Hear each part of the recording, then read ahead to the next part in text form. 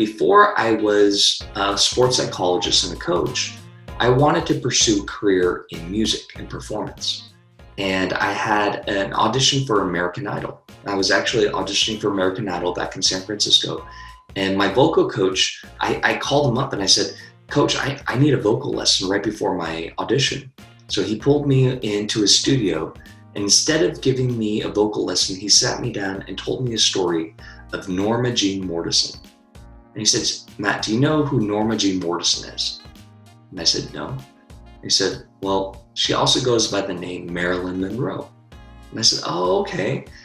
And I had no idea where he was going with the story, but I kept listening. And he said, this is a true story. Back in the late 50s, Marilyn Monroe, or Norma Jean Mortison, was walking down Hollywood Boulevard with her best friend. It was the middle of the day. And Norma Jean Mortison was walking down with her best friend, and nobody was approaching them. Nobody came to them.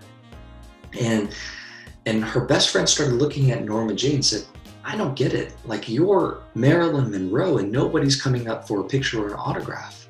And she looked at her best friend and she said, I'm not Marilyn Monroe right now. I'm Norma Jean. And she goes, aren't you the same person? She goes, no, but watch this. So she went into her bag.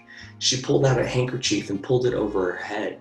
And she went into her bag again and got these big Gucci glasses that covered her face.